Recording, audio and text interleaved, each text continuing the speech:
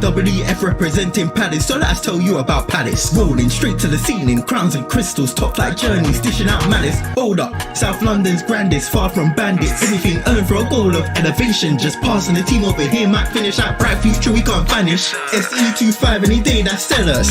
Rev up the engines, no more reverse reactions, fan cams, bands on stream. Share up the team, support the dream team when Eagles fly, make noise and scheme. Dare to dream or dream to dare, taking a step to become supreme.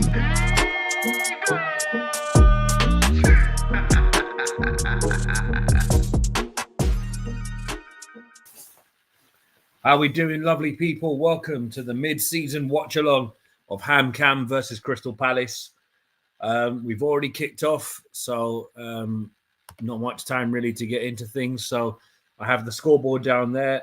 We are currently in possession, but before I do that, I'm going to briefly show the starting 11 on the screen. So it's down there running along the bottom of the screen.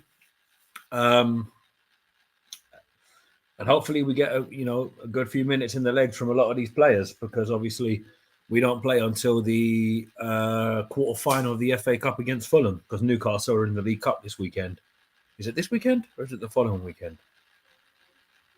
Either way, we don't play until Saturday the 29th. So it'd be, or is it the 30th? Well, either way, we don't get to play until we play Fulham in the FA Cup quarter-final. So at the moment, we're 2 minutes into the game. Big up to RZ Productions, who's put some eagle emojis in the chat. We are attacking here at the minute. Eze on the ball. Mitchell to Mark Gay. Back to Mitchell. What's everyone's thoughts on the starting 11? What do you make of the team? Let me know. I'm fairly happy with it. Surprised that Nathaniel Klein starts, but obviously it's probably a good thing to give players like him a run out in a game like this, where there's no points at stake, there's no league position up for grabs, so it wouldn't hurt to give him a run out in the team. The interesting one is that Hindolo Mustafa is on the bench. Sorry, here's the subs there. So there you have the subs there as well. And obviously Hindolo Mustafa got a lot of rave reviews from his performance for, I believe it was the 18s. Correct me if I'm wrong, but I'm nearly sure it was for the under 18s. But if it was for the 21s, please let me know in the comments. Yeah, so far, I mean, it's important that a game like this is literally just used for minutes and to see what Glasner's been working on in the training camp. RZ Productions again, big up to you. Looking forward to seeing more of Eze. Yeah, he's definitely in the starting 11, so it'd be good to see him involved. Obviously, January signing from that lot down the road, who we beat in the 5th round of the FA Cup. For those of you who don't know, we beat Millwall in the FA Cup not too long ago. So that's sorry, I just realised my screen wasn't remotely up to snuff. Okay, we're on the ball here. I think that's Romain. Yeah, it's Romain Eze there on the left. Ball into the box. It's dealt with fairly comfortably by the Hamarkameratene defence. They've sent it long down the pitch, and Mark Gay has let it run out for a throw to our opponents. So just under 5 minutes played at the moment. It's still 0-0. But what's everyone's thoughts on the lineup? Because I think that's going to be a very interesting talking point, considering that there are players here that... oh, hang on. Yeah.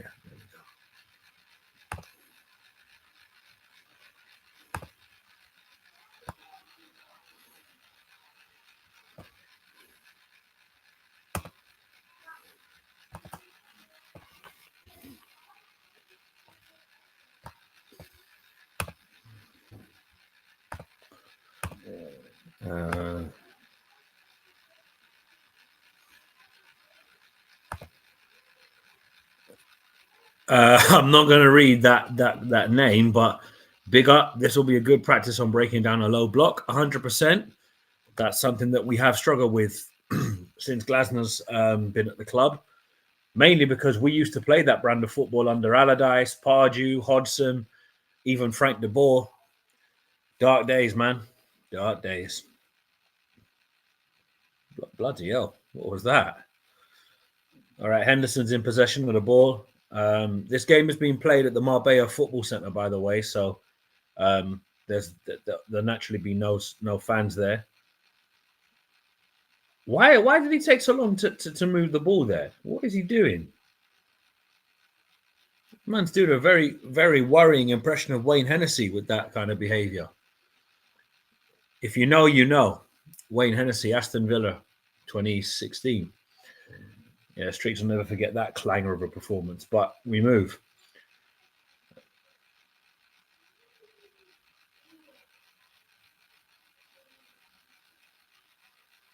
There's 8 on the ball. Oh my gosh, what on earth are you doing? Defensively, we nearly fumbled it. Oh, Lerma. I think Lerma took a bit of a hit there, or was it Mitchell? No, it was Eddie Nketiah. Sorry. Yeah, it's only a bit of a coming together, nothing too serious. He'll be okay. So what's everyone's expectations for the remainder of the season? Are you saying go for the cup? Or are you saying try and finish as high as we can in the league? Because let's keep it real. We can look up the table now. You know, we're 11th. Man United and Spurs are still well able to catch us, but let's keep it real. They've both been absolutely shocking. But don't get me wrong. We can't count them out. We can't get too ahead of ourselves because we haven't got the easiest of run-ins. But I think by the time we play Liverpool on the final day of the season, league will be done. European football will be sorted. And with any luck, we'll be on our way to Wembley for the FA Cup final. But we got to get past we got to get past Fulham and get to the semis first. Same comment again, just promoting the brand, bro. Fair enough, but that could be a bit of a pause moment for me. So I'll refrain from mentioning the name, but big up to you nonetheless.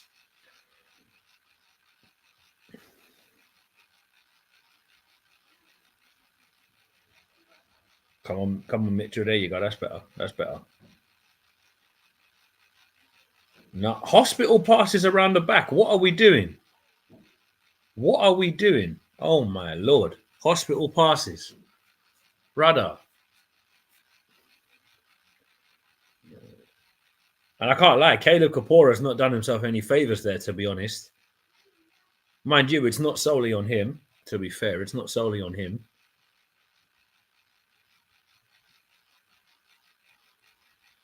Kamada to Eze.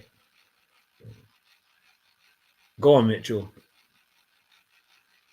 Yeah, he was always second favourite on that one.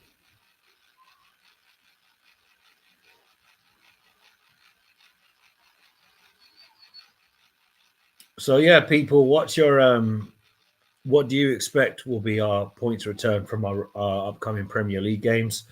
Obviously, Southampton away, them lot at home, Brighton at home, obviously coming up after that.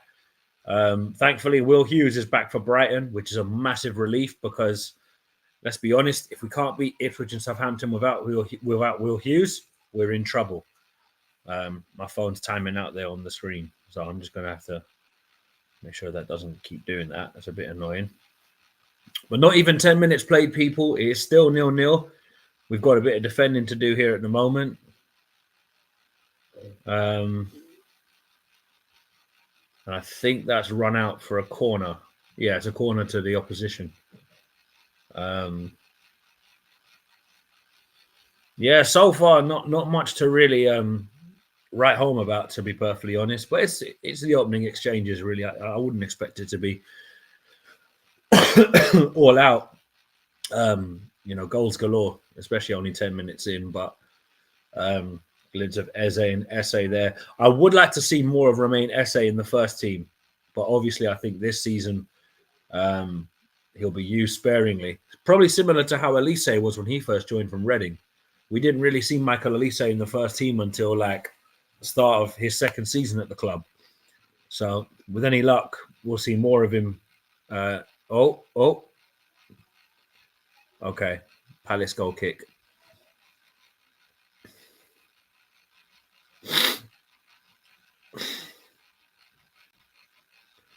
But yeah, so the likes of Hindolo Mustafa, Zach Marsh, both on the bench. Fair bit of noise around Hindolo Mustafa after his most recent performance, but I'm cautious of getting excited about players from the academy, because when you do that, you know, we don't have the best track record when it comes to promoting youth. We obviously have exceptions with the likes of Wan-Bissaka, with the likes of Tyrick Mitchell. You know, go further down the line, you've got Levi Lumekas, Brandon Pierix,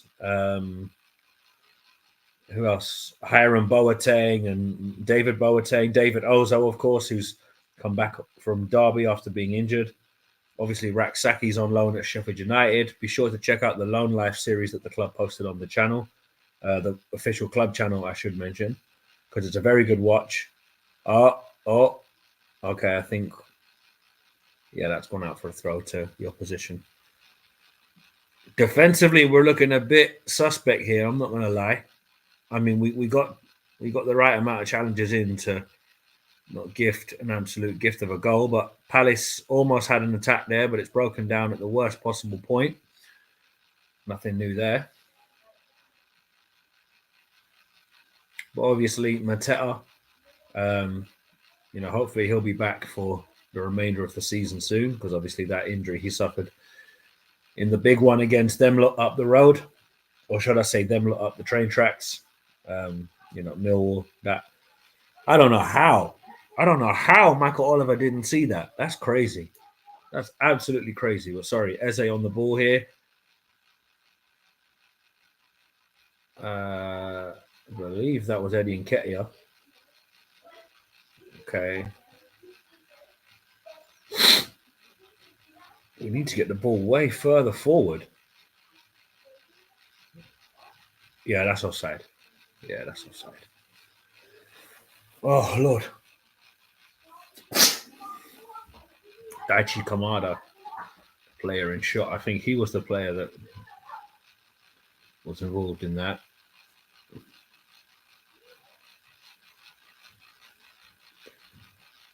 So, yeah, people, let me know what you're thinking so far.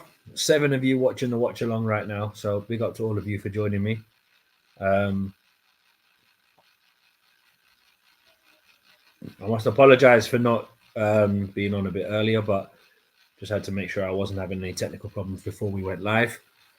But yeah, people, let me know what you think of the team, what you think of, you know, the Oliver Glasner talks in regards to his contract. Because obviously the club are looking to tie him down to a longer deal, because I think his deal currently ends at the end of next season, which, for the love of God, Palace, get it done, get him signed up. I think we've got a Chelsea fan here, Daily CFC Focus, saying, I can watch. Unless you have a Palace TV subscription, you can't watch the game, mate, unfortunately. So this is not being broadcast on any TV. It's being broadcast in-house. So you can you're more than welcome to stay and have a chat on the channel if you wish, but yeah, you need a Palace TV subscription to watch the game there, mate. Good tackle. Come on. That's it. That's better. Come on. Too much left to do. Daily CFC Focus again says, I don't want Palace TV. Well, mate, that's the only place that's showing the game. So it is what it is for you, my friend. There's not much we can do. It's been shown in-house on Palace TV. It's not being shown anywhere else. So unfortunately, you don't have much of a choice there, mate. You're either going to have to get a subscription, or you're going to have to stick around on Eagle Eye Football. All right, hang on. Onion Bargy says, big up, Nate. Can't get the game here at work. LOL, internet filtering is against me. Bro, I feel you. It's annoying when that happens. But big up your damn self, Onion Bargy. How you doing, man? You good? Okay, that's Palace. Okay, that's our ball.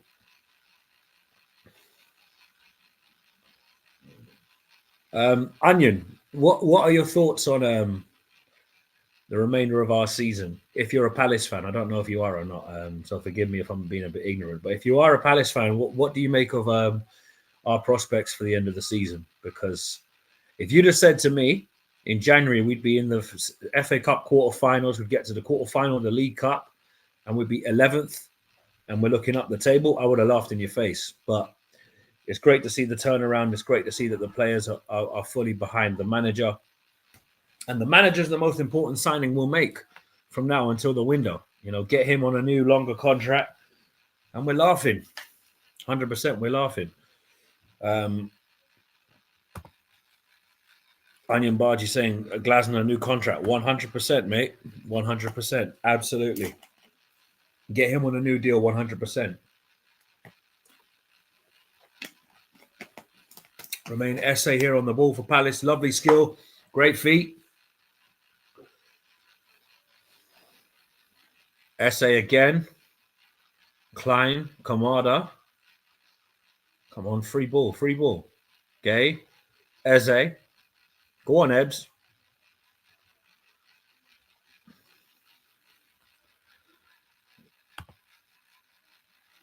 Zenden Lim, how's it going, bro? It's going well, mate. It's going well. How you doing? You good?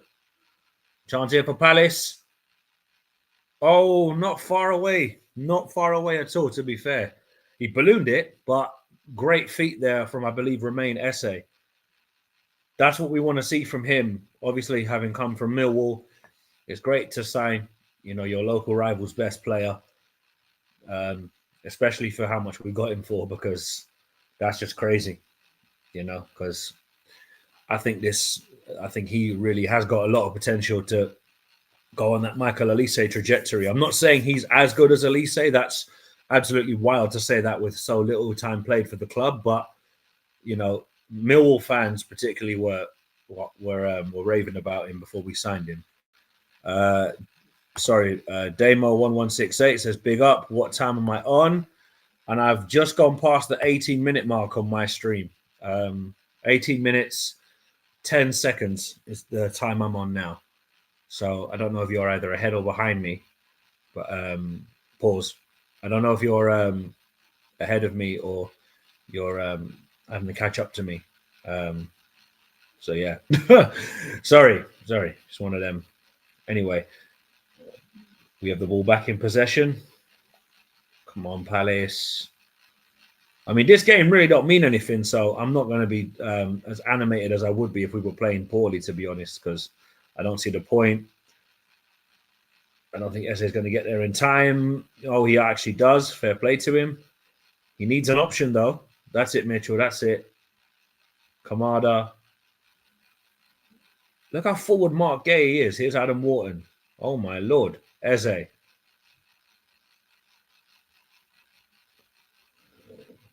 Zenden Lim says, "Well, honestly, we should be scoring by now." I hear it, but we're not being brave enough in the final third. When we do have an option for a shot, we're passing sideways, passing backwards.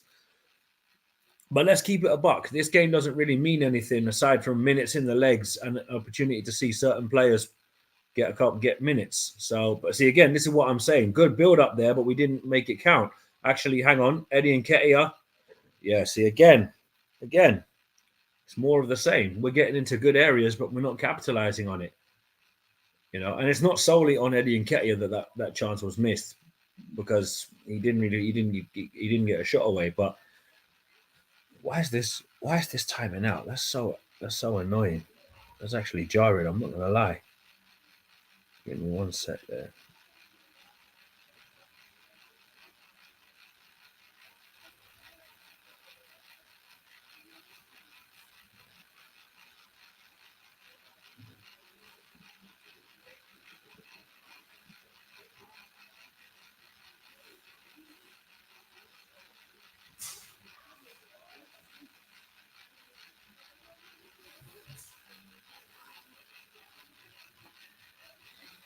Okay, that should stop my screen from going dark. And I think Palace have been given a corner.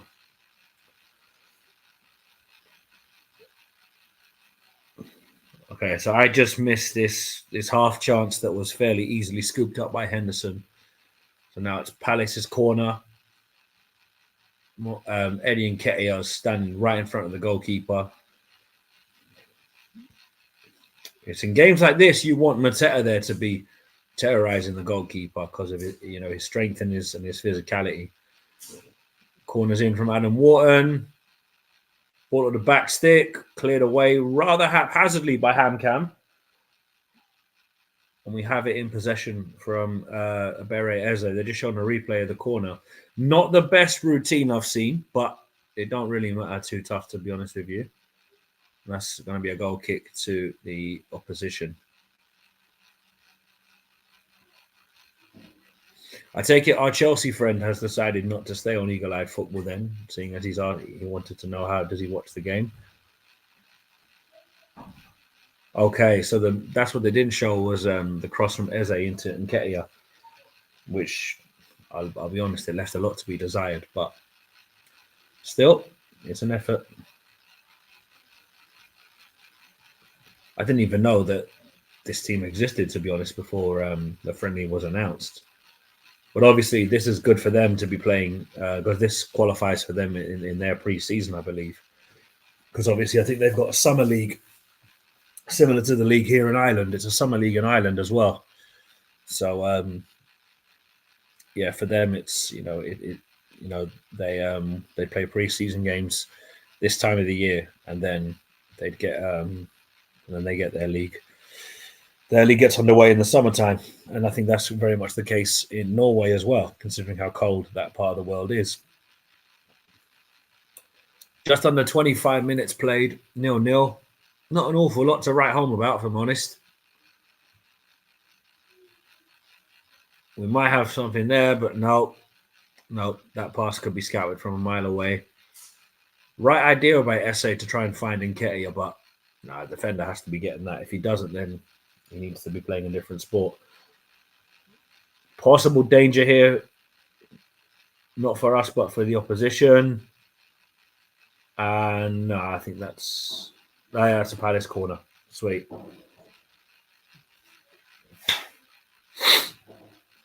Oh Lord, this is what I've been saying. We're getting into the right areas, but our lack of consistency in the final third is why this game is 0-0. It's not been a classic so far, but mind you, it's not even half an hour into the game, so we won't get too bogged down.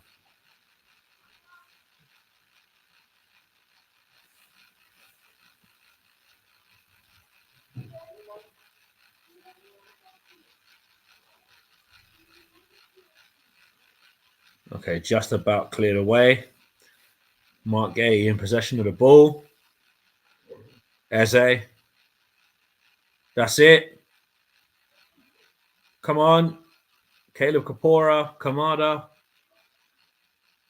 Kapora's got it for Palace. Can't lie, it's not been a great performance so far.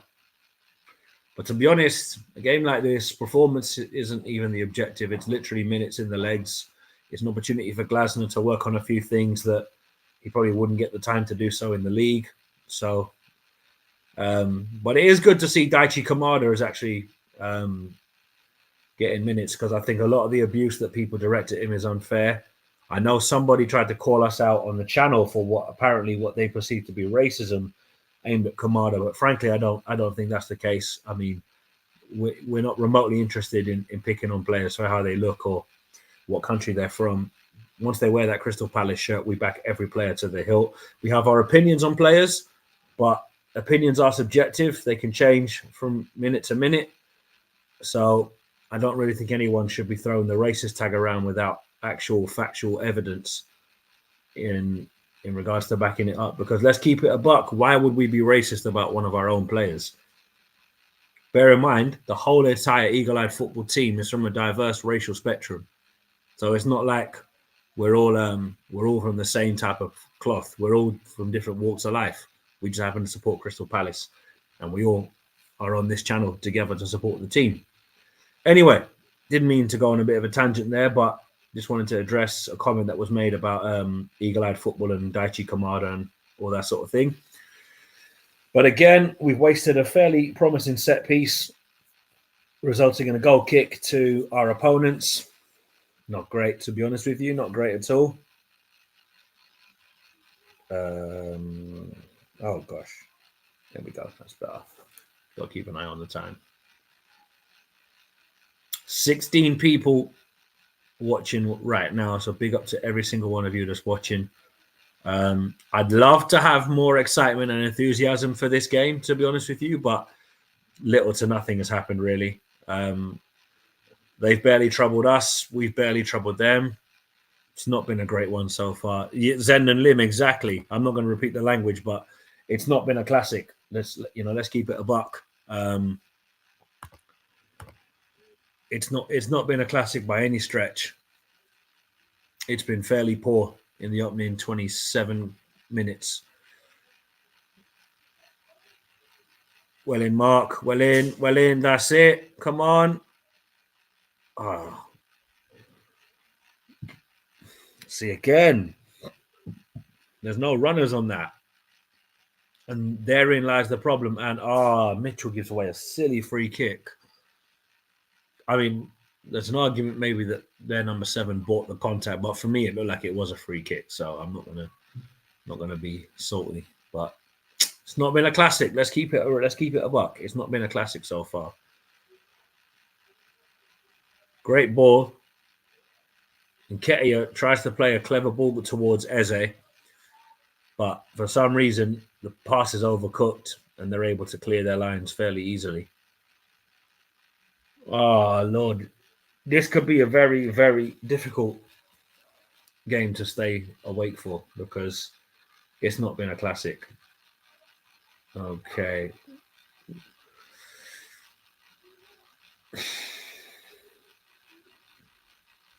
Zendon, seeing as you and me are of the same opinion that it's been a poor game, who for you has stood out? Not that any of them have been particularly brilliant, but if you had to pick any player, who do you think? Hang on, let's see. Zendon has said, opponent is getting paid less than $1 million and they are having the same standard as us. Yeah, I hear it, bro. I hear it. But again, that's the thing. To us, this game is literally about experimentation with formations and play styles and everything that comes with that. For them, it's a pre-season game for them to get minutes in the legs. So you would think us being the so-called fresher team, we'd be on top in this game and making a game of it. You'd think that would be the case, but honestly, it looks like both teams are on the beach. And granted, I know we're in Marbella for a warm weather training camp, but this is not good. I'm not going to lie, this is not good. Flipping heck, mate. Come on, Kamada, clear that. That's it.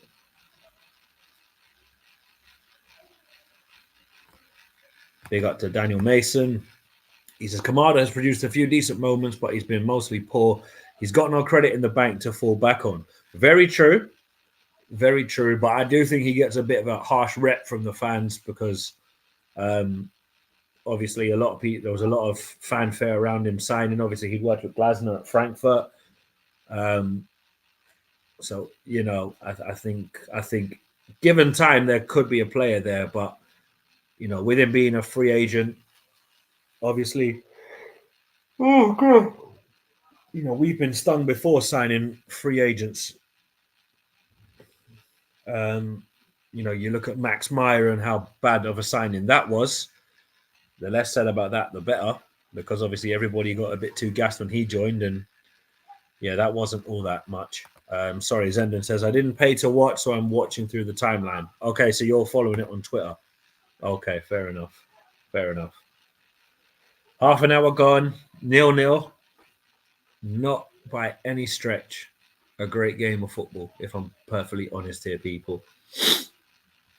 I can't lie, it's been fairly dead so far. Mitchell on the ball. Remain essay now. Mark Gay. Wharton. Kamada. Essay. That's it. Come on, make it. Remain essay. Shot across goal. And that's gone out for a goal, for a corner kick. That's probably the first meaningful attack I've seen us have all game. And it came from Remain Essay. Great ball to Kamada. Essay skilled up his defender. Shot across the goal. Keeper palmed it away from the ball. And then they headed it behind for a corner. Keep it out of danger. But yeah, that's the most positive thing I've seen in this game in half an hour.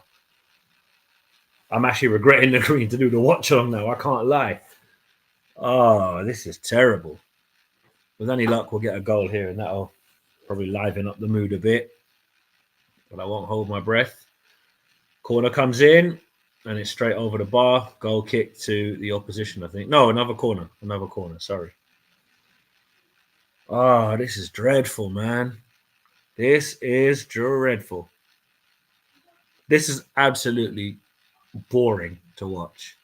I'm not going to lie. I know people have said that we need to be more enthusiastic in watch-alongs, but honestly, you can't be enthusiastic watching this. It's not been great. Okay, Wharton and Eze link up. Effort towards the back stick. Nothing came of it. Goal kick to the opposition. Daniel Mason says, he's got a bit of Max Meyer about him for sure. Technically good, but lacks physical and mental sharpness. Probably deserves a second season. Yeah, I'd agree with that. Max Meyer obviously came in with a big fanfare. Obviously, he was such a big player at Schalke. And then it turned sour at the end for him there. He came to Palace, filled in that role of a midfielder wearing the number 7 shirt. You think Johan Kabay. Because obviously the number 7 shirt, you had your Balassis and Darren Ambroses in that shirt number before them. And then obviously Elise took over in the number 7 shirt as well. So, we like our number 7s at Crystal Palace, but Max Meyer was not a good option, particularly for the amount of wages we were paying him while he was here. Okay, that's a bit better by Palace, but I want to see us make it count though.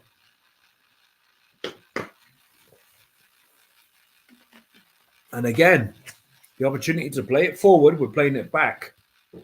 We're passing back for the sake of just keeping possession. Possession's all well and good, but it counts for nothing if you're not putting it in the net. And I hate to use a Michael Owen quote there, but you know what I'm saying. Flipping it. Come on, Palace. This is absolutely dreadful.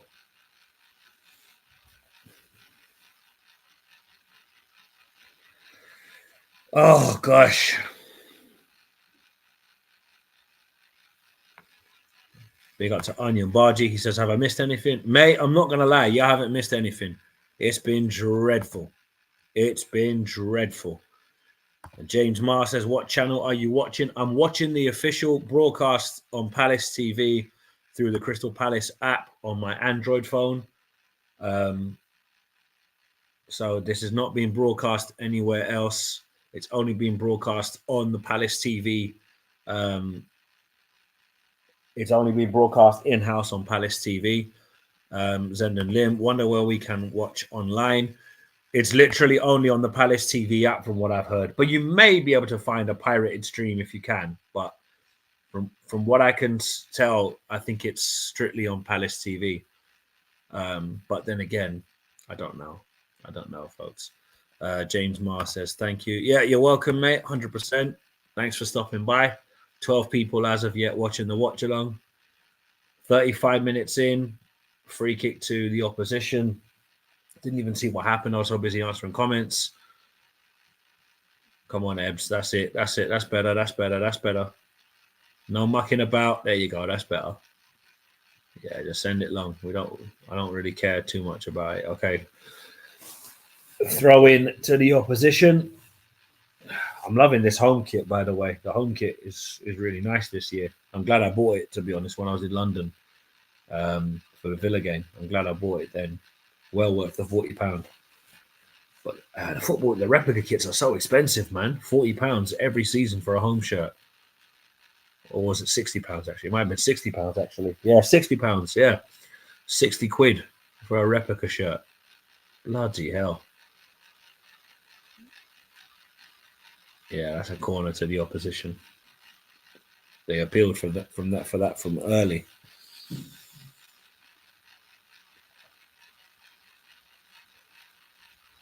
I can't lie, I'd love half time to come about right now because this game is boring the life out of me. I'm genuinely bored here. Oh, let me not even lie, I'm very bored at the moment.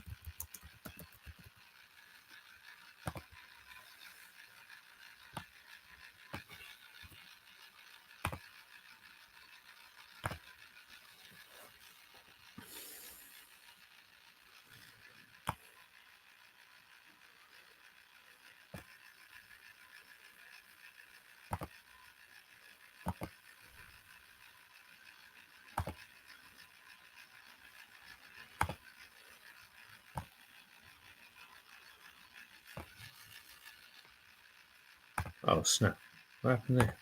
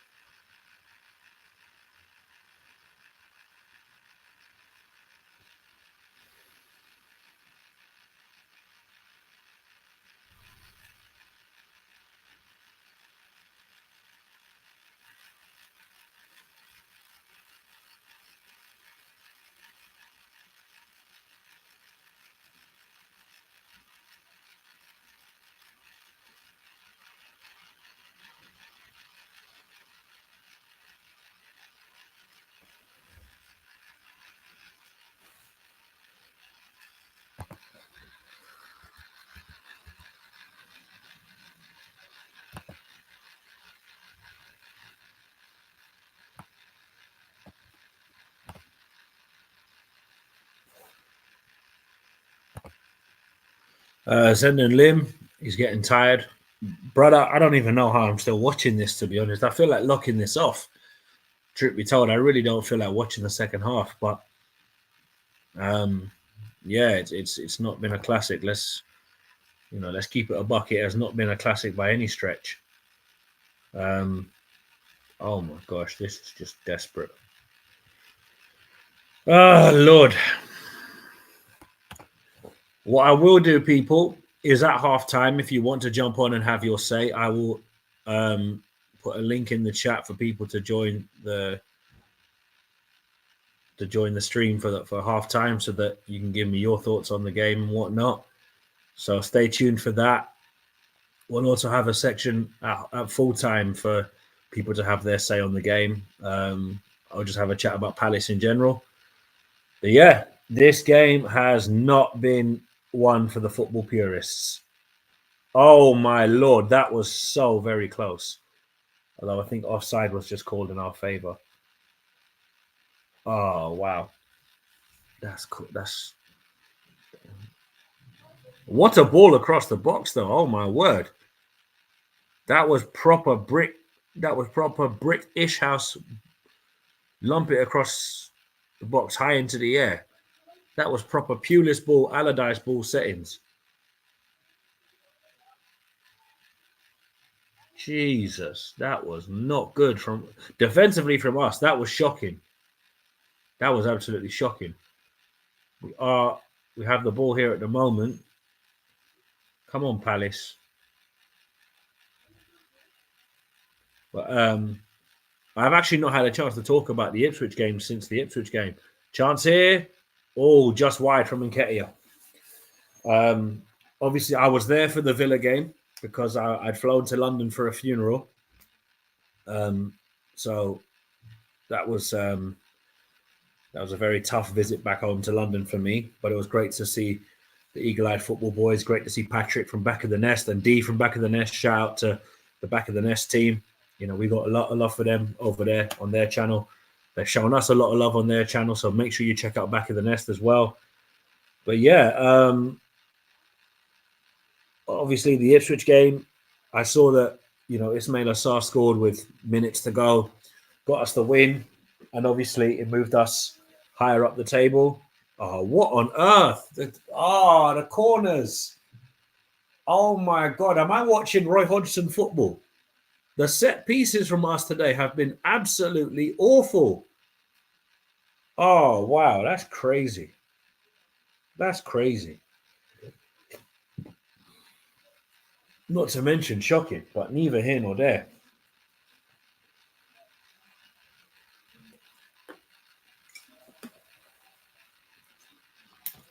They're on their Eames kick off against Chelsea, 11 o'clock on Saturday. I'll be working, so I won't be doing anything for that. Plus, I don't think any of us will be available to do anything for the academy side of the game. But obviously, Palace don't have a game until the Fulham quarter final, so this is probably the best chance Glasner will get to see where the players are at. But yeah, this game has not been good, and Adam Wharton's just lost possession. Silly place to give the ball away. Shot at goal, and very nearly a goal. Very, very nearly a goal for Hamcam. Henderson doesn't really have to do all that much because I think there's too much power on the shot. But yeah, that on another day, you never know. That could have snuck in, but thankfully it didn't. But from a Palace perspective, this is poor. There's no other way to put it. This is poor from Crystal Palace. I'm not going to try and dress it up any other way. Half-time can't come quick enough, I swear. Because I don't like this. But credit to Hamcam, though, to be fair to them, they're playing quite well. But that's the frustrating thing, is that they're playing that well because we are not stepping up to the level that we should be playing at. And that's not to put the elite Syrian down, because obviously it's the top flight of Norwegian football. But, we're well into the Premier League season, so I'm expecting us to be a lot sharper than we have been. We just don't look at it in this first half, which is a bit of a concern. So, ideally, if I'm Glasner, I'd just rotate the whole team out and just bring in this and just rotate the team into the second half. But, oh, Lord, it's just not good. I'm literally bored sat here. I'm not going to lie. It's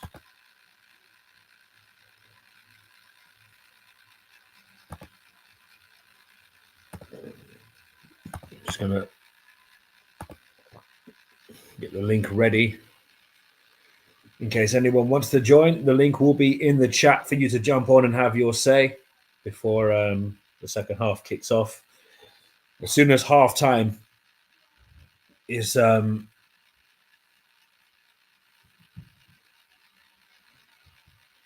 soon as it's half time, I'll drop the link for everyone to have their say. Brilliant, brilliant, brilliant, brilliant. Now make it count, and of course, give the ball away needlessly. Although to be fair, we have just got a free kick from that, so I think that's actually clever from Eddie Nketiah to buy the foul.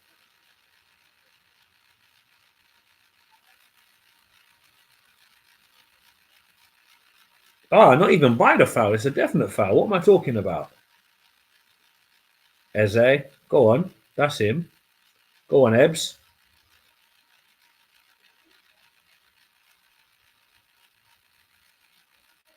And again, the decision making in the final third has single-handedly been our biggest Achilles heel in this game.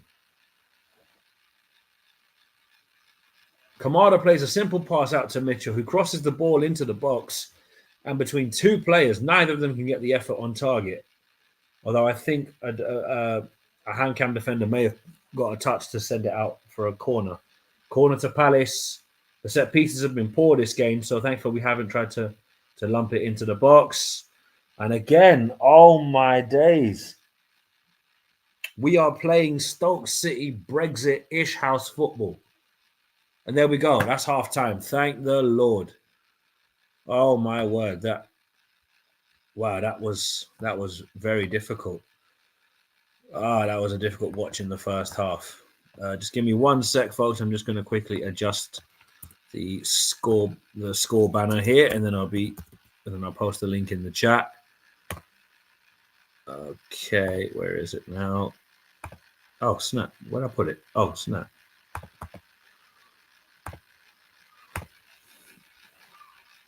Yeah, so there you have it. The link. I'll just show it on stream. So the link is there if you want to jump on and have your say. You're more than welcome to jump on, and I'll add you to the stream. It is halftime, 0-0. Very, very poor first half by Crystal Palace. Not going to lie, not going to sit here and say that we've dominated and we're running rings around them. We're not. We're really, really poor so far in this game. Granted, you'd expect that. We're not particularly looking to win this game. There's nothing really on the line, so to say, but poor. Big up to Onion Bargy. Once again, can't break down a low block. Yeah, mate, I hear it. It's not been a classic by any stretch of the imagination. But what do you expect? What do you expect? But people, like I said before, if you want to jump on and have your say, the link to join is there on screen. Young Professor, Nikki smells like, okay, I don't know what Nikki did to you to deserve that, but fair enough. We'll just keep it moving. Whatever Nikki did for you to call him that, it must have been bad, but we move, mate. Fair enough. Like I said, people, the link to join the chat is there. So if you want to have your say, you know where to find the link. But yeah, 0-0. It's not been a great game by any stretch. It's been very, very poor. Very, very poor.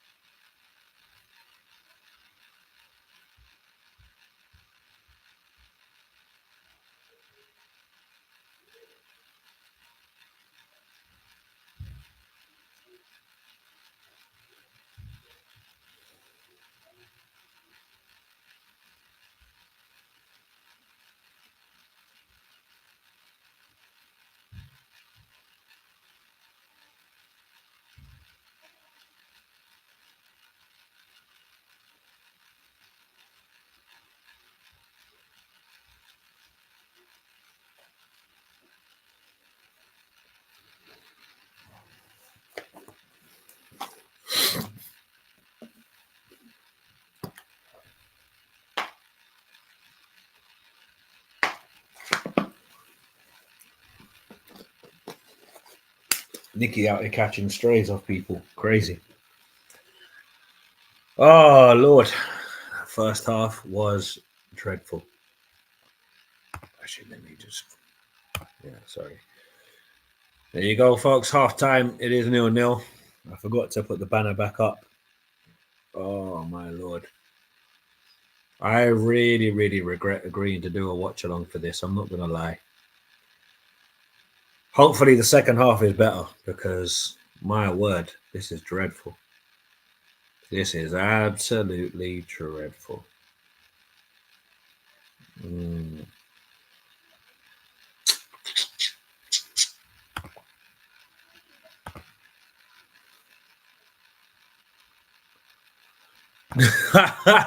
Zendon Lim says, should change that orange juice to a beer instead so we can sleep early.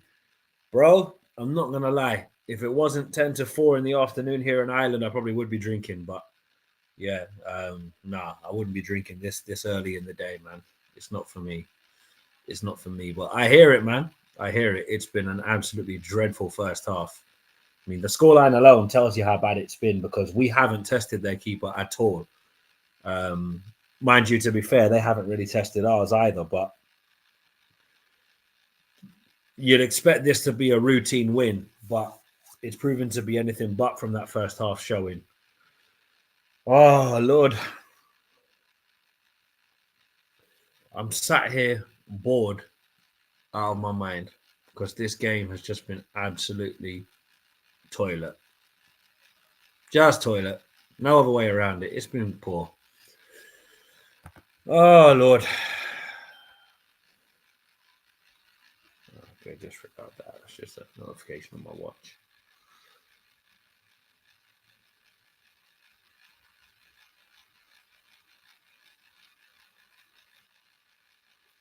Yeah, but too much. No, because I'm watching it on my phone. I'm watching the game on my phone, and I'm on my laptop to host the watch along. I'm not watching the game on my laptop. I'm watching it on my phone next to me. Hey, big up to Niall Kane. Big up to Nate. Big up to Nate. Hope you're doing well, mate. I'm doing all right, mate. I'm doing all right. You know, just just trying not to fall asleep in this watch along. Because trust me, I really, really, really, really wish I could. Yeah, Zenden, like I said, I'm not actually watching it on my laptop. I'm watching it on my phone. So I've got my phone to my right-hand side, and I've got my laptop in front of me so that I'm able to host the watch-along, because the boys asked me if I could do the watch-along. Or should I say, Rich asked me, could I do the watch-along? And I said, yeah, I can. Oh, do I regret saying I could do it today? Do I regret saying that now? Because this has been dreadful. Take me back to the Villa game, please. At least we actually played well in that game. There was something on the line before.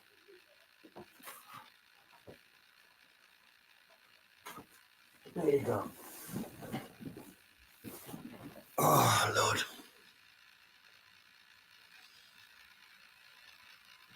Eddie Nketiah is far too isolated.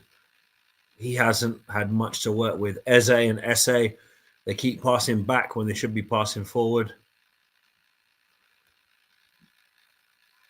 Big up JC saying, Zenon, we wouldn't be able to share the game on YouTube, or we would get banned. 100%, we would get banned if we were sharing it on YouTube due to copyright. So we can't share it even if we were able to. We're not losing the channel for doing that. So we can't do that anyway. Big up to Sean.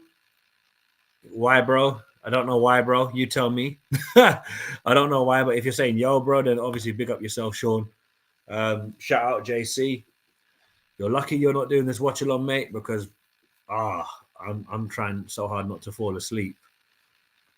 Sean says, we are reading into it too much. Come on, guys. It's a friendly. It is a friendly, but let's keep it real. You expect to win a game like this, but you're right. It is a friendly, but this is, the whole point of doing a watch along for this is that we'd see the team play well. And it's just been absolutely awful today. It's just been awful, man. There's no way around it. It's been absolutely awful. But you're correct. It is a friendly, Sean, but still, this is the only time we'll see them play before we play Fulham, because Newcastle are in the League Cup final against Liverpool. So it's be important to get a good performance in today. JC says hopefully a different team out second half. I hope so, bro, because the likes of Sarr,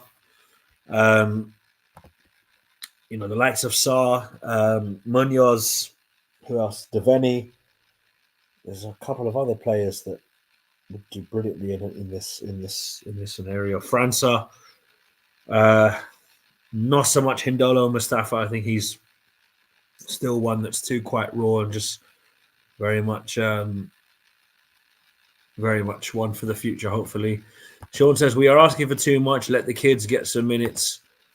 Yeah, I hear you say that, but at the same time, you got to look at it from the other side, where our opposition are paid way less than what our players are paid. And we're treating it like it's a game against the dog and duck, which, okay, for all intents and purposes, it is, because we don't play Norwegian opposition, if ever at all. But it's poor, man. It's poor. You can dress it up any way you want that, we're reading too much into it, but I expect better from us. I'm not shocked that we haven't run away with it. That was never going to happen. But it's not been great. Put it that way. It's not been great, but it is what it is. Oh, my God. Oh.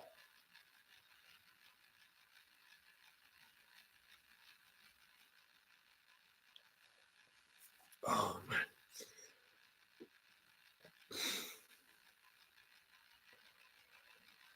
I'm so tired. I really, really, really, really, really, really, really should not have agreed to do this. Truth says, how are Palace not winning?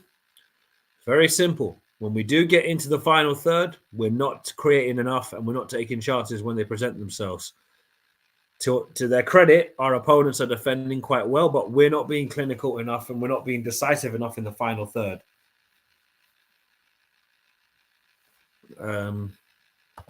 Sean says, I want one of those shirts, but how would it be sent to me, though? I'm nearly sure you should be able to order off the club's website, but because yours would be an international order, you could incur a lot of courier fees and all that sort of thing. So, do you know what, Sean? Send me a message once the watch along's done, and I'll have a chat with you about that because I might be able to do something for you. I might be able to help you with that. So send me a message on WhatsApp after the stream, and I'll try and sort something out with you. So Drew says, but even if we lose, I just want to see the youngsters shine. 100%. Look, I'm not sat here saying that if we lose this game, our season's over or anything like that. It is only a friendly. It doesn't mean anything in terms of our season, but I wouldn't mind seeing a couple of the young players get a couple of minutes, but I'm not holding out hope because Glasner's never been a player that bloods youth. That's not what he was brought in for. He was brought in purely to have us playing a more attractive brand of football, which we are seeing for the most part, because anything is better than Roy Hodgson football. I think anyone can agree with that statement because Roy Hodgson football couldn't go through that again for a third time. Sean says, okay. Yeah, just message me after the game on WhatsApp, Sean, and I'll see if I can help you in sending out a shirt to Jamaica. So you want this home shirt, yeah? The home shirt for this season. Is that the one you're talking about, is it?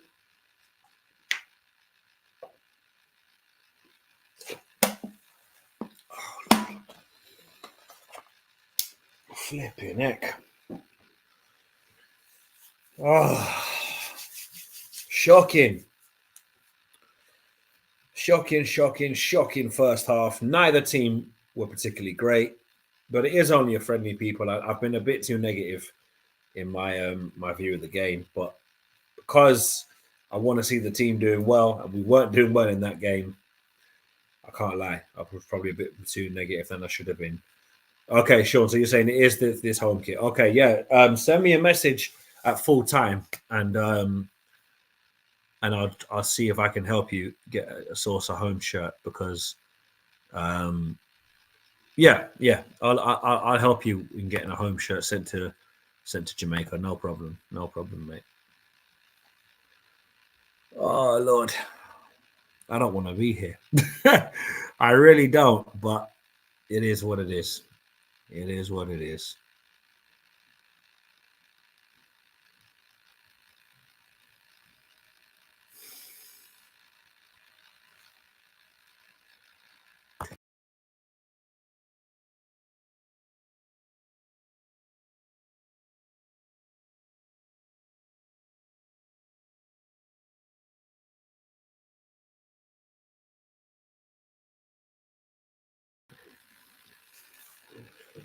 Okay, so the HamCam players are out, and they're going to be attacking to the camera's left-hand side, where Palace were attacking in the first half. And now the Palace players are out. I can see JC's put the second half 11 here. So here's the second half 11. Turner, Ward, Lerma, Richards, Munoz, Hughes, Caden Rodney, Ben Chilwell, Justin Devaney, Ismail Assar, Mateus França, and then a bench of Remy Matthews, Hindolo Mustafa, and Zach Marsh. So that's I'll just actually quickly put that back up there. So JC has put the second half 11 on the screen. I actually need to edit the score here now. Sorry.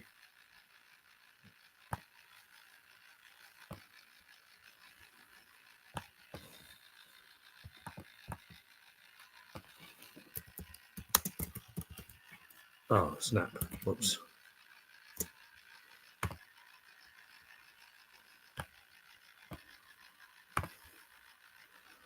Okay, super. There we go.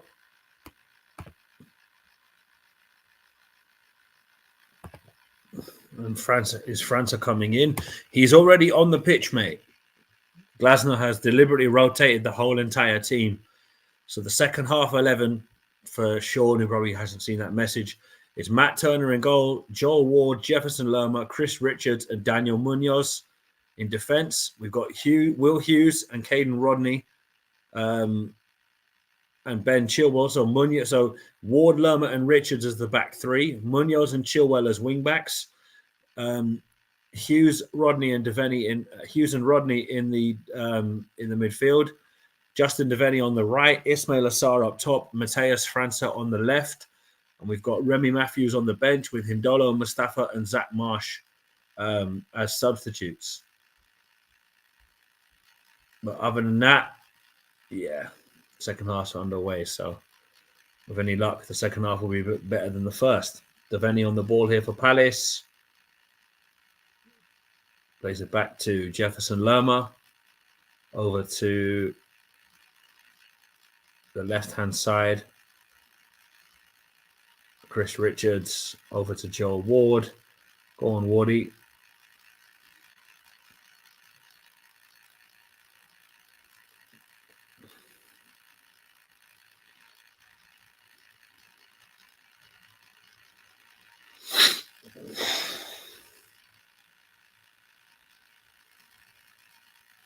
Ball over towards Munoz from Caden Rodney, but straight to the goalkeeper.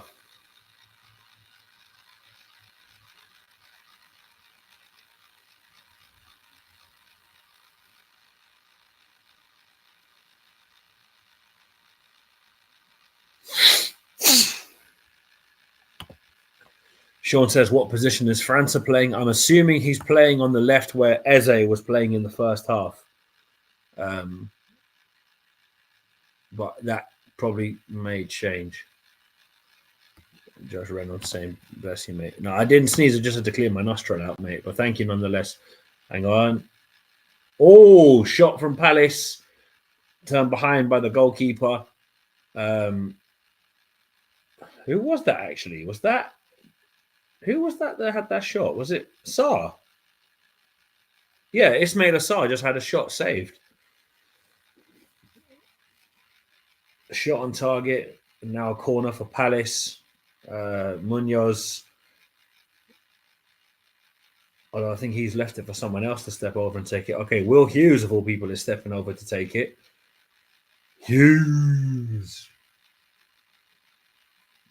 Statman Dan isn't here to do that, so I thought I'd do it. So you can clip that later on for best bits and whatnot. Oh, flipping it.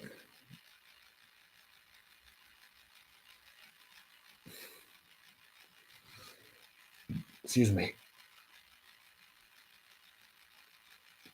Yeah, that's gone out for a throw to the opposition. Oh, this isn't great. Let's be honest, it's not been a classic. Josh Reynolds, oh, little burp. Yeah.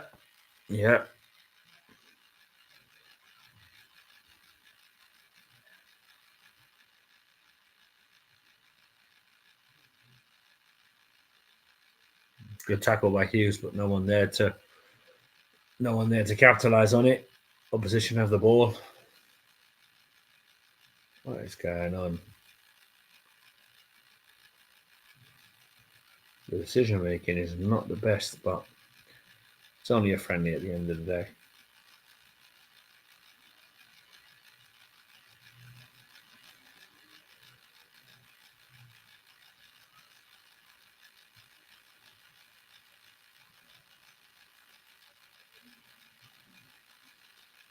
Oh, I'm fighting sleep watching this game, I swear. It's only just ticked off again and I'm fighting sleep already. When I slept really well, I don't even feel tired, but I'm fighting sleep with this game. It's just boring the life out of me. Uh-oh. Okay. Bit of a ricochet outside the penalty area. Palace are able to keep hold of it through Matt Turner, but yeah, not great. But it is what it is, I guess. Oh gosh, this is going to be a long, long afternoon by the looks of it. Neither team looks like scoring, if I'm honest. Granted, it is only a friendly, but still.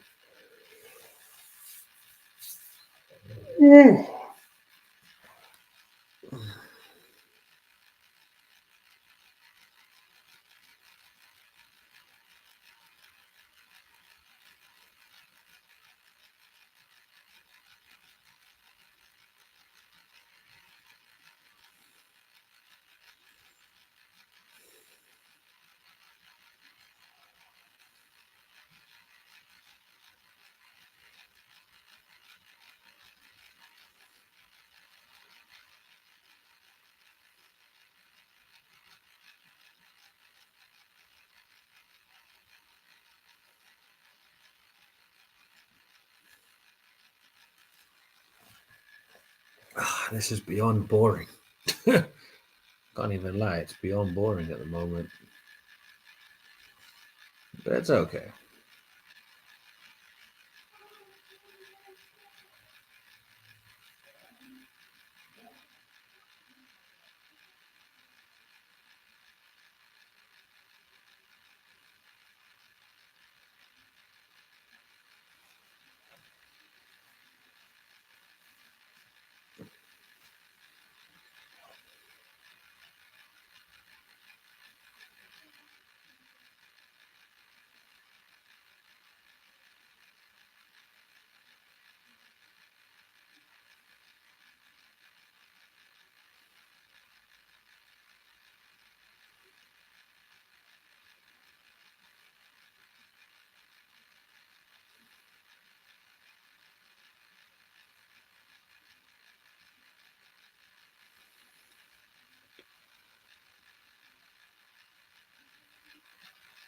Ben Chilwell on the ball. I'm literally fighting sleep here at this point. I'm not going to lie.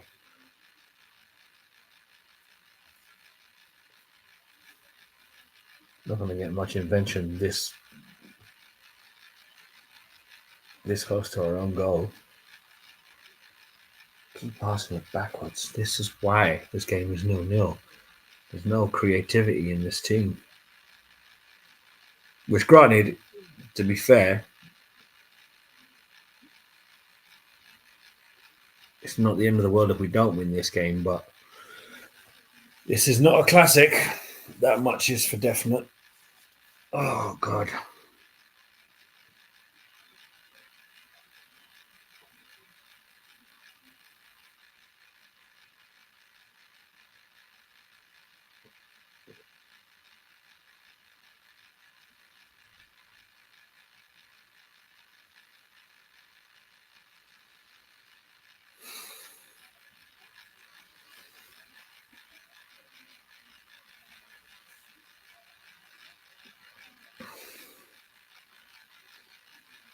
I don't understand.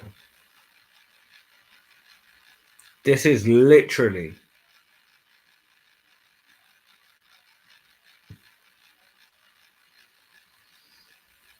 this is a very, very boring game of football. I can't lie. This is not enjoyable whatsoever.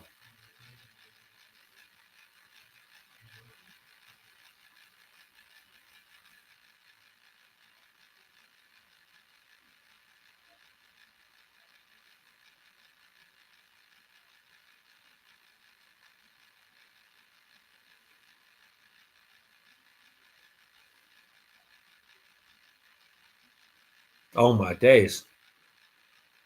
That actually woke me up that Henderson had to palm it out of danger. First meaningful event of the second half. And Palace have nearly conceded from it.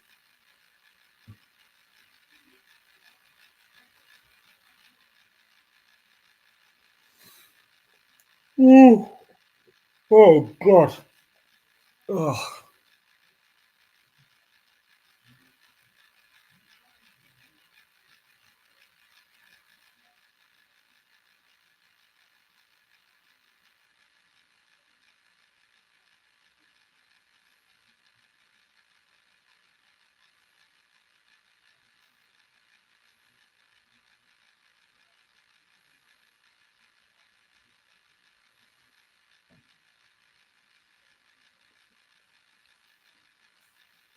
This is not great.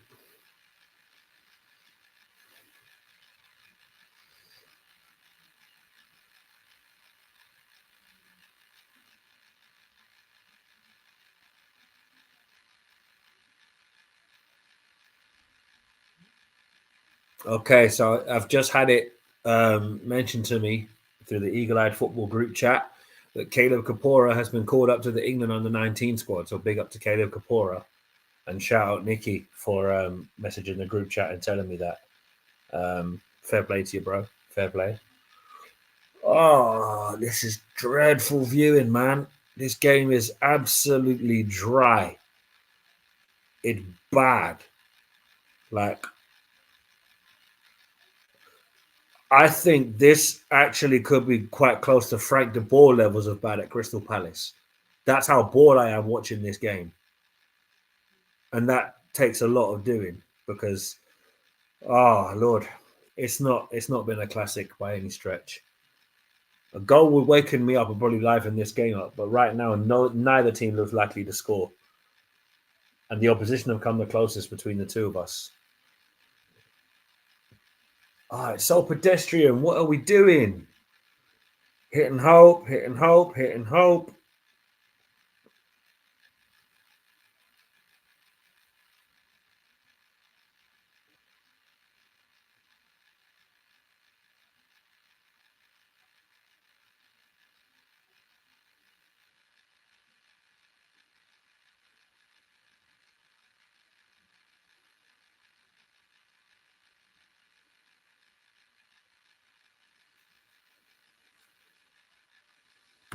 Yeah, big up to Nikki, who's just mentioning that Caleb Kapora got called up to the England under-19s. And then the Nathan Cursor boring games on stream continues. Okay, interesting way of putting it, but fair enough, mate. Fair enough.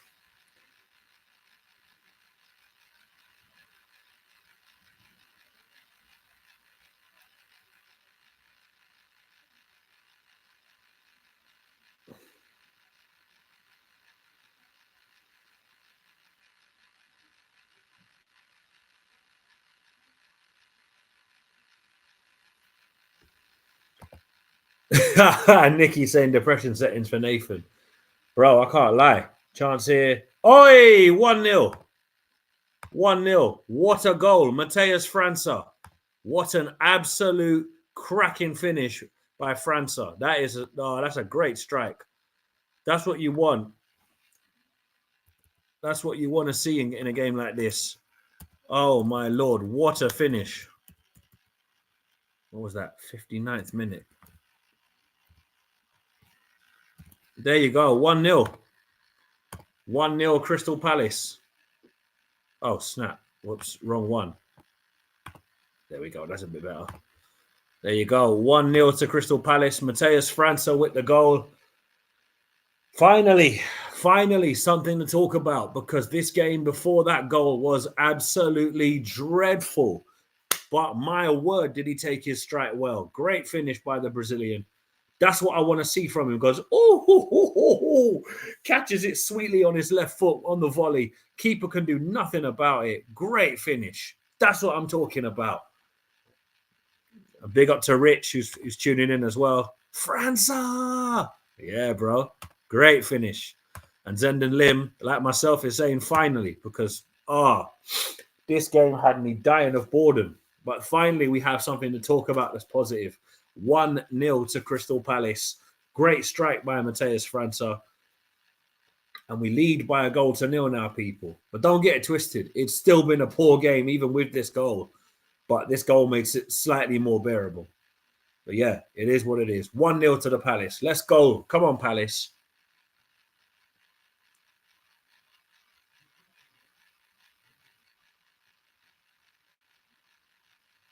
Hey, yeah, actually, let's address this. What was that curse, Nikki?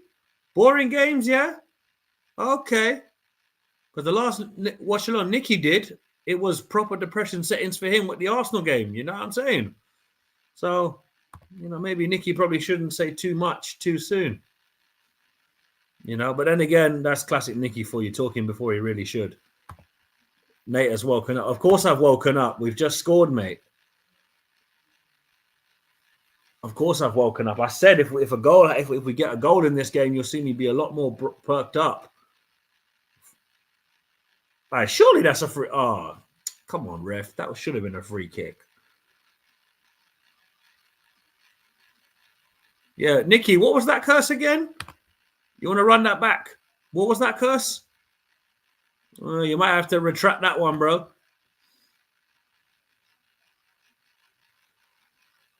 About the boring games and Nathan curse, yeah? Okay. We'll go with that then, yeah? Okay.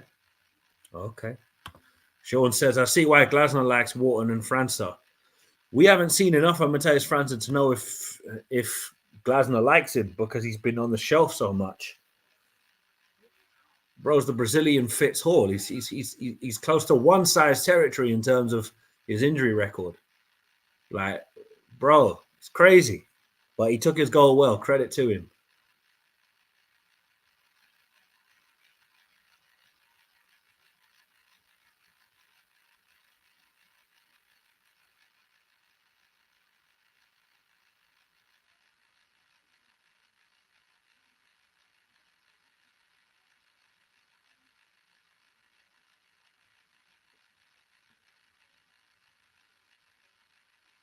Go on, Sar. Brilliant. Go on, Sar.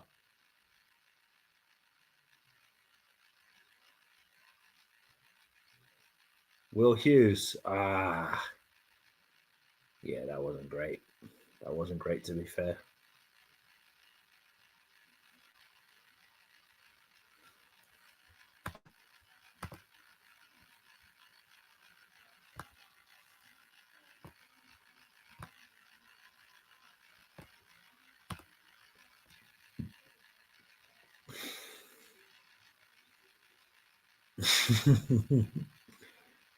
Yeah, Nicky's gone awful quiet now.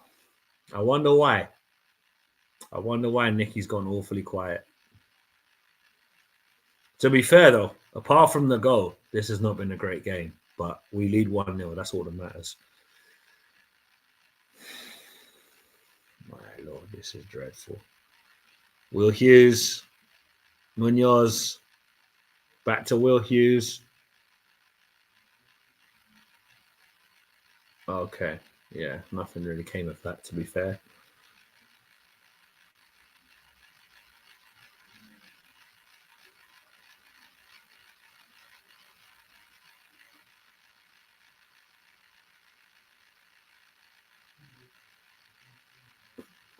Chris Richards giving out about something.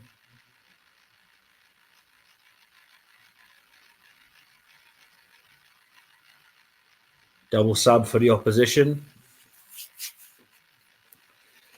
Not even going to attempt to say I know who these players are, so don't expect me to know who they are. But Rich here is saying we've definitely picked up the tempo since the goal. 100%, which is good, because I said before the goal, this game will probably be the death for me. I'll probably be dead in my chair with how bad this game has been. But it's good to see that we've upped the tempo since the goal, because, you know, naturally you go 1-0 up, you might get a bit complacent and try and hold on to what you've got. But quite clearly the tempo has been upped, which is great to see.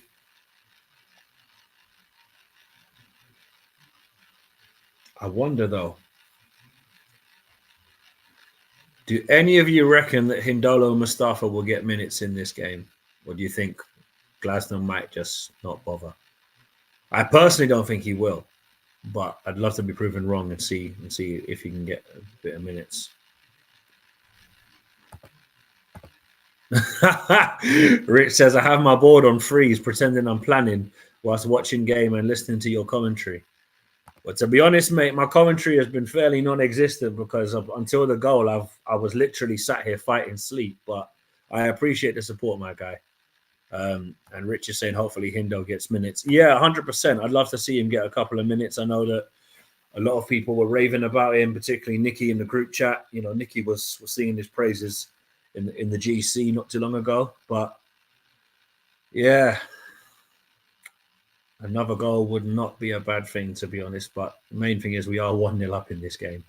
Great strike by Matheus França as well. Fantastic strike. Okay, yeah, I think, yeah, that's a free kick.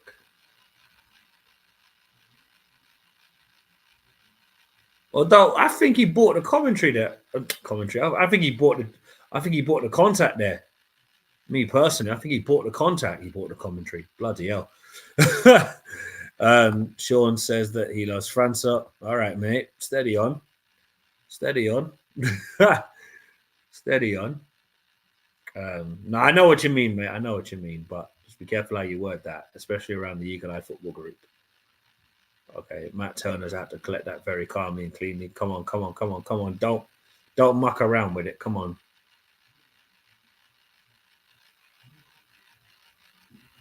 Caden Rodney, I believe.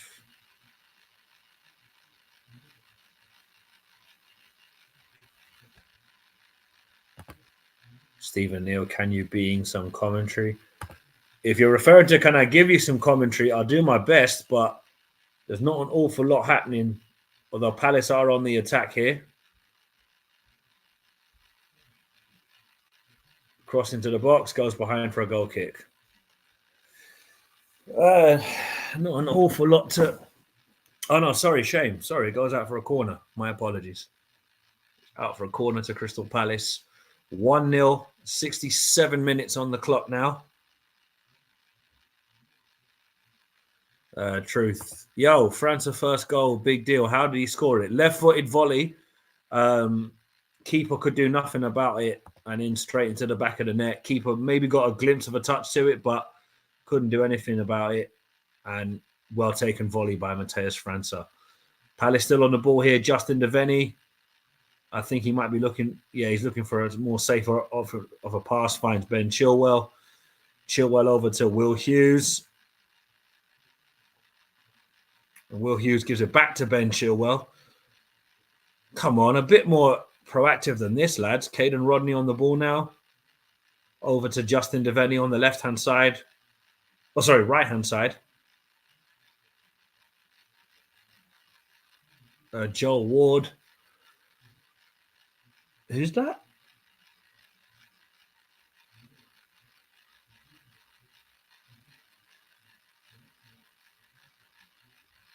Oh, Lerma. I was wondering who that pass was to earlier. Yeah, Lerma. Munoz, ball across. Caden Rodney into the keeper's hands. I think a deflection took it into the keeper's hands. But, left-footed volley by Matheus França for the goal. Truth. Yeah, Caden Rodney had a shot at goal just there, which deflected off a opposition defender and went into the hands of the goalkeeper. But had Caden Rodney scored there, that would have been a hell of a goal, to be fair. Volley, nice. Can't wait to see it. Yeah, when you see it, it's a hell of a strike. It's a hell of a strike. All right, Palace have cleared their lines a bit here, but there's still a bit of work to do. Will Hughes, ball over the top. Ismail Assar's the first man to it. Go on, Ismaila.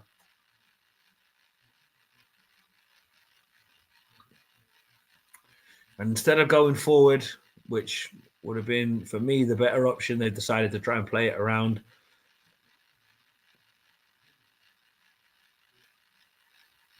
Flipping heck. All right, Joel Ward. Sarr. Munoz. Back to Joel Ward. Lerma. Chris Richards.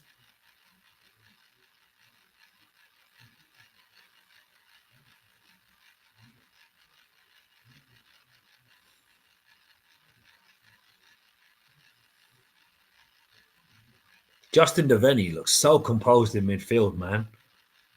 I'm happy for the kid. He's had a very good run in the first team of late. Flipping heck. Why did he shoot from there? He's never scoring that. What the hell? He just released an absolute mad shot straight way over the bar. Oh, that's crazy. Sorry. Sean here saying França is the real deal and Glasner has faith in him. I don't know if he's the real deal, because his injuries at Crystal Palace have not helped him. But I'd like to think that the player we signed is still there, and he's going to have a real impact under Oliver Glasner. Because, oh my days, what? Is that offside? Yeah, it must be. Okay, cool. Oh my god. Ooh. Oh Lord. Oh, no, are they pulling it back for a foul on one of their players? I don't know. I think so. Is it a free kick? Yeah, it's a free kick. Yeah. Okay. 71 minutes played, 1-0 to Crystal Palace, and the opposition again are making 2 more changes. Again, I don't know any of their players' names, so I'm not even going to attempt to say who they are. Just their number 10, number 16, and number 6 are coming on. We have 3 substitutes literally on our bench: Mustafa and Marsh and Remy Matthews. The rest of the squad are already on that pitch, and the first half team obviously was swapped out at half time. But, oh, wow. This has not been a classic, but we are winning. Sean saying, do you remember how he done Kyle Walker? The kid's got style and he's quick. But he's also made of cheese strings, mate. You know, don't get too excited by little bits of skill here and there. If he's made of cheese strings and he's not getting in the team, then it's another one of those signings that we'll have to say what could have been and should have been. I feel for him because he's clearly got a lot of talent, but hoping now this is the return of Matheus França and he can have an impact in games for Palace, because I've spoken to a couple of colleagues of mine at work who are from Brazil. Some of them support the team we signed him from, which I believe is Flamengo. Statman Dan should correct me if I get it wrong. And they were saying how he was very good in Brazil. They were surprised that we signed him and not one of the so-called bigger clubs, which is understandable because Brazilians very rarely go to the lower end of the Premier League. They normally chase the higher end of European football. You know, your Milans, Madrids, Arsenals, Chelsea's, Liverpool's. You know, the good clubs. So definitely not Man United. I mean, Anthony plays at Man United and he's Brazilian, but there you go. Truth here saying França looks fitter and stronger. I believe in him, bro. I'd love for him to make a massive comeback from that injury hell he went through. But I've been here before with an injury prone player that there's a lot of hype around, and they're made of Weetabix. I mean, Johnny Evans, prime example. Once he broke his leg way back in the day, he was never the same player. He could never stay fit for more than 2 games at a push, So I'm just saying, look, I'm not saying I want França to fail at Crystal Palace. Completely opposite. I'd love him to succeed at Palace. But for me, if he's not consistently in that team and he's not terrorizing, the substitute bench in terms of he's a problem for Glasner to leave out, then it's a problem for us. Nah, bro, he's Brazilian. Trust me, I never miss. Look at Mateta, for example. Just have faith. I hear it, but look at his injury record, Sean.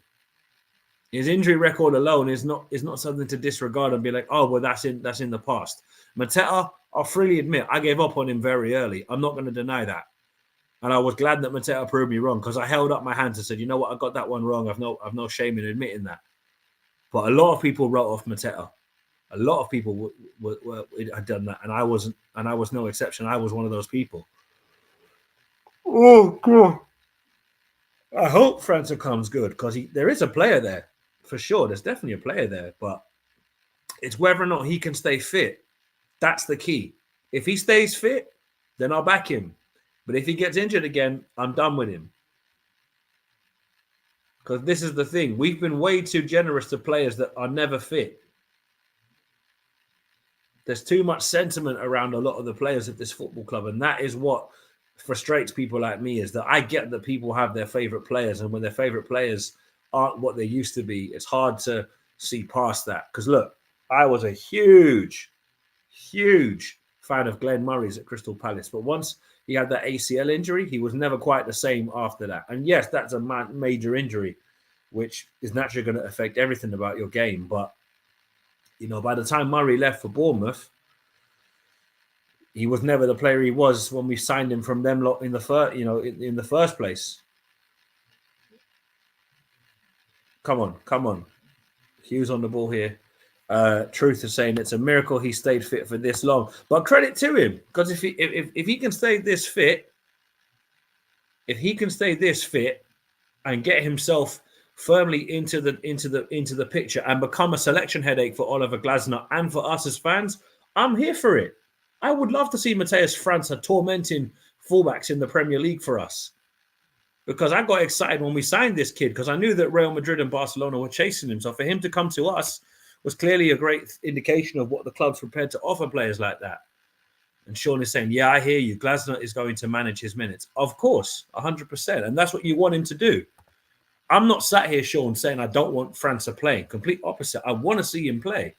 But he's been made of Weetabix for God knows how long. I'm just not confident he can stay fit long enough. But at the moment, he looks to be doing well for himself. And he took his goal really well today. So big up to him.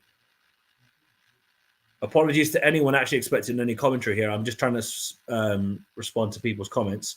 But it's literally less than 15 minutes to go now. Palace are 1-0 up after a well-taken Matheus França left-footed volley just before the hour. And after that, Palace look very comfortable. We are Munoz on the ball here just outside the opposition box. Deveni now Munoz again. I'll address your comment in a second, Rich. I'm just trying to keep up with the play here. And I think that's been given us a free kick to Hamcam.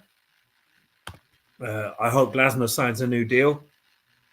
Bro, if Steve Parish wants to turn the heat off of a lot of the fan base's ire against him, he gives this man a new deal and gives him whatever he wants.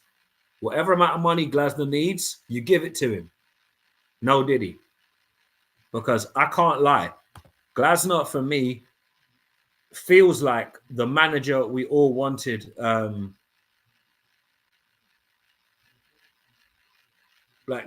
Glasner, for me, is the manager we thought we were getting under Frank de Boer. Only now Glasner's delivering results, whereas Frank de Boer couldn't. Okay. Nearly a bit of a hair-raising situation there for a sec, but we got there in the end. Sean saying, look at his legs. Brother, I don't know if I'd be looking at his legs. I just want to make sure that he stays fit, to be honest with you. Strong. The kid is doing what the medical team are asking for. Yeah, I hear it, bro. I hear it. Rich saying, don't worry, Nate, you're doing a great job. We pride ourselves in trying to actively engage with the chat. 100%. And Sean here saying, I still don't like Parish, but he's doing something, so I'm watching for now. Look, I've made it no secret that I'm firmly in the anti-Steve Parish camp when it comes to the ownership. I used to be one of his biggest defenders, but for a long time I've felt like I hear that Parish doesn't want to run the risk of the club going into administration for a third time, and that's a very valid thing to say. But there's also a part of me that wants to call him out on his hypocrisy, because he's asked the fans to call out his ambition. Now that we're doing that, all of a sudden we're in the wrong for doing so. And there are a lot of people on social media that like to twist what you say out of proportion and everything. And that's a part of it. But if you talk to the likes of Stan from Back in the Nest and myself, we're sat here saying if Parish proves us wrong, season in, season out, we're the first to retract everything we've ever said negative about him. But when we're seeing teams like Bournemouth and Fulham and Brentford, and bear in mind, Bournemouth and Brentford in 2013 and 14 were in League One and League Two, I believe, are now closer to Europe than we are. Questions have to be answered. Now, I'm not saying we should be in Europe after 12 years of Premier League football, because we've seen teams like Bolton, Blackburn, who else? Portsmouth, Stoke, Wigan. We've seen these teams chase European football, and then they've plummeted down the table when European football didn't suit them. So I'm not sat here saying that we should be in Europe, but my point is I want to see this club properly engage with ambition. And ambition is targeting a top 10 finish, targeting a cup. Yes, we're in the middle of a cup run. And look, this season, for the most part, we've reached the quarterfinals in both domestic cups this season. So for me, that's a good benchmark to hold to, because Glasner has prioritized the cups. which is something that I have said for years is what we should be doing. Make sure we're safe enough in the league, but pursue one of the cups. Of the two, I've always preferred the FA Cup because it's a better ticket to Europe than the League Cup. But don't get me wrong, if you offered me a League Cup in European football and we still stay in the Premier League, I'm taking it and snatching your hands off as part of that. But, oh, God, less than 10 minutes to play now. Still 1-0 up through Mateus França's wonderful left-footed strike. Took his goal really well, so big him up. Truth is saying that De Boer wasn't supported in the transfer market. I don't believe that, you know. I wouldn't agree with you on that one, Truth. I'd say he was backed, just we didn't have the players that naturally fitted his style of football. I mean, playing Jason Puncheon as a wing-back in and of itself was a red flag to me straight away. It's like Punch was never a wing-back. You know, decent winger, decent attacking 10, but never, ever, ever a wing-back, you know. And truth is, you can't move forward operating in fear 100%. You can't. I don't mind Parish being cautious because that's obviously logical with what we've been through in the past. But having said that, you know, there's only so much of that you can do before you start to think to yourself, well, hang on, other teams around us that 10 years ago, 15 years ago were nowhere near the Premier League are now overtaking us. And, you know, that doesn't bode well for supporters because we'd like to put ourselves in the bracket of a fan base that we don't expect anything, but we'd like a cup run. We'd like a chance at European football. We're never going to win the league unless we're bought out by, you know, the richest people on the planet, which isn't going to happen, but it'd be great if it did. So the best thing we can do is hope that whatever Parish's long-term vision is, alongside the other owners, it's going to put the priorities of the club at the heart. Because obviously, Parish, his main focus now is the main stand, which, again, understandable, because that's clearly a key project for the club's future. Martin here saying no goal again. I'm not sure what you mean by that one, mate. But from what I can see, it's still 1-0. Unless we've had a goal disallowed or something, which I'm yet to see, but nothing's come up from what I can see.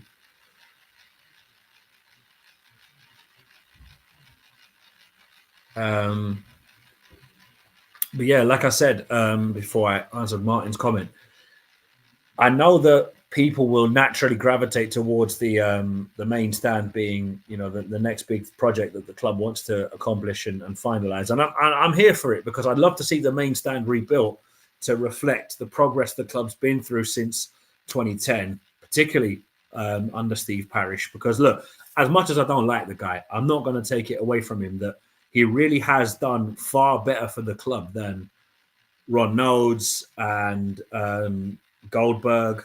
And I don't mean the wrestler, but those of you who know who I'm on about will know I'm on about Mark Goldberg, the former owner. Simon Jordan, of course, he's going to divide opinion because some Palace fans love him, some Palace fans can't stand him. But me personally, you know, I like to think that Parish has done an awful lot of good, but a fair bit of not so good, if that makes sense. But that's just my opinion. You know, if any of you disagree with me, by all means, let me know in the comments what you think. But yeah, not too long to go now till the end of the game. Still only 1-0. Free kick to the opposition on the left-hand side of the pitch. This has been far from a classic, but we won't care if we get the win. I was about to say get the 3 points there for a second. I had to check myself.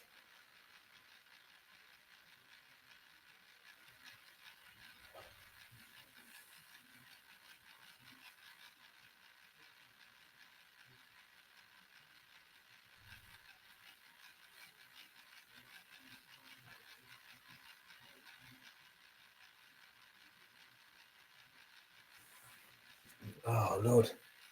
Okay. Still 1-0. Not the most convincing of performances, but to be fair, this is a friendly, so I'm not going to sit here and say we should be 6 or 7-0 up. We are 1-0 up, so let's not get too greedy, but it's not been a classic by any stretch. That's a truth saying. Simon would not agree. Well, of course he wouldn't, because obviously there's a lot of bad blood between Simon Jordan and Steve Parish, predominantly from Simon Jordan's side of things. But, you know, I mean, maybe long time in the future, everything will come to light as to what really went down in 2010. But again, like me personally, right, with the whole Simon Jordan thing,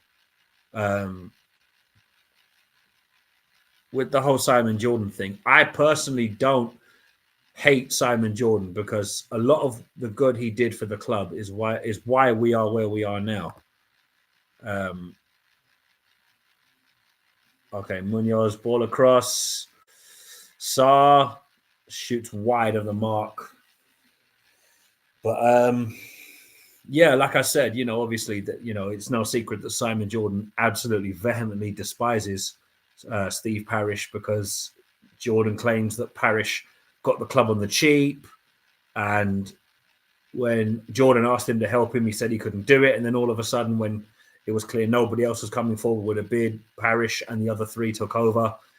But let's keep it real. Simon Jordan had all the best intentions for the club, but his reign wasn't without controversy.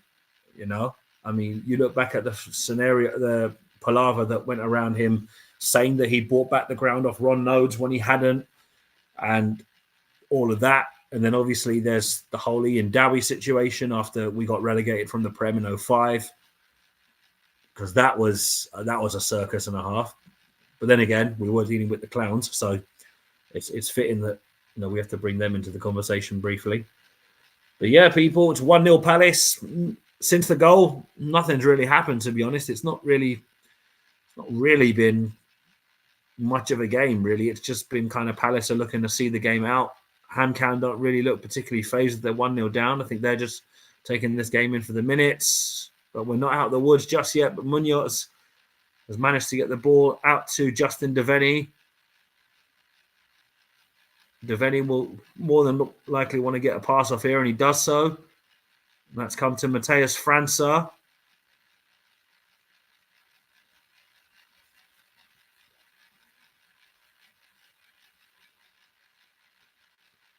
We're a bit slow to move the ball. Ben Chilwell now.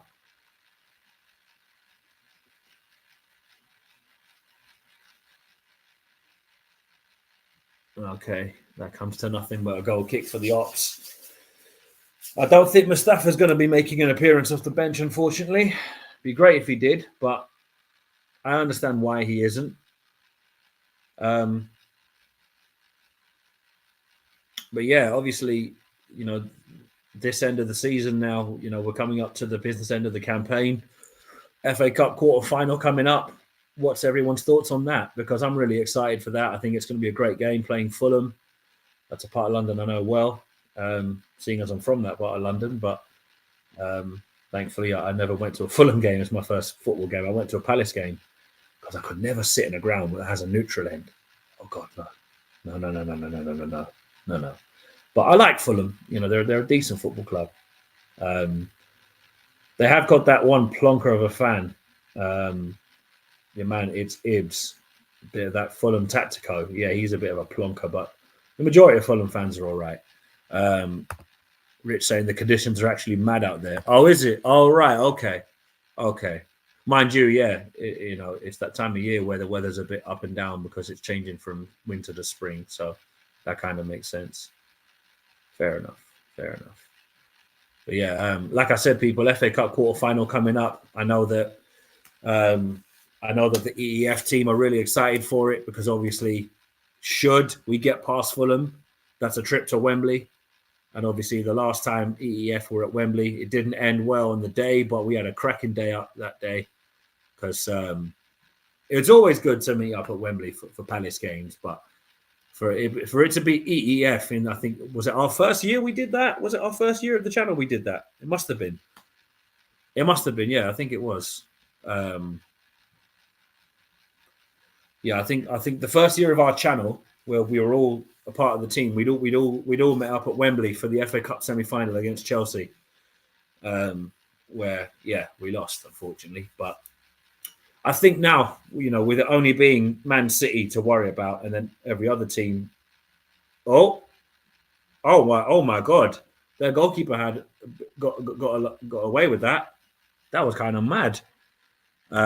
Truth here saying, I just don't want Palace to be like Southampton, who produced many great players but did not achieve anything in the Prem until they got relegated. Well, you say that, but Southampton did get Europa League 2 seasons in a row. They got to, was it a League Cup final, I believe, or was it a FA Cup semi-final? They got far in a cup competition a few years ago. So I hear it. You don't want to be too brave, and it cost us our place in the league, and then we're playing Stoke City on a Tuesday night in Stoke and everything else like that. But look, if you'd have said to anyone back in 2010 that we would be where we are today, people would have laughed in your face and said you're talking out the side of your neck, because it just wasn't feasible that we'd be in the Premier League for more than a season. We were accustomed to that. We go up, we come straight back down. But since 2013, we've become a Premier League stable club, and we are, by all accounts now, a Premier League club. That even Charlton can't turn to us and say that they're more of a Premier League club than us, because we've gone past them in terms of years in the league. Granted, they still have the FA Cup on us, but if we win it this year, we're even. But yeah, people, we are literally into injury time now, so I don't think there's going to be any more legs on this game, to be honest with you. I'm fairly sure the ref's going to blow up as soon as they take this free kick. So, oh yeah, hang on. Let me turn the light on. Hang on. Oh, no, wrong one. God damn it. Oh shoot. Fucking hell. Now, there you go. That should do it. And that is full time, people. That is full time. Oh my gosh. My foot got caught on my charging cable. So that's game over, people. It's finished. 1-0 to Crystal Palace in this mid-season game. Oh, snap. Whoops, I didn't even mean to do that. Ah, there we go.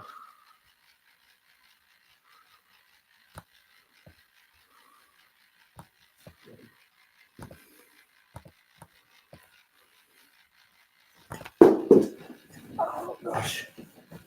Okay, hang on. Everything's just falling around over here. Blimmin' heck. Okay, there we go. Yeah, so that's full time. And yeah.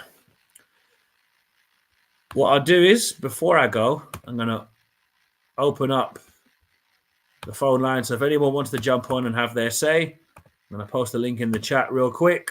And then after that, I'm going to lock the stream off. Thanks for watching. So if you want to have your say, the link is now in the chat as we speak. It finished 1-0 to Crystal Palace.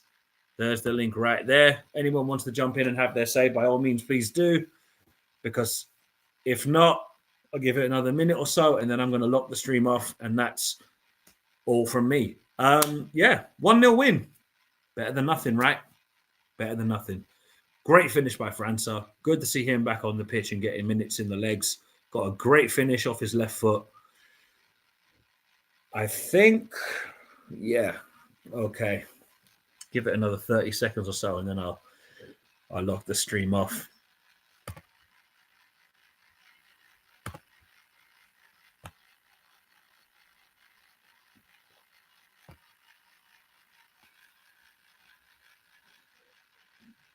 Mm-hmm.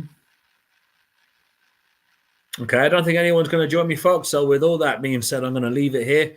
Thanks for watching. It's Eagle-Eyed Football. It's your boy, Nate. And I'm out. Up the Palace. Eagles.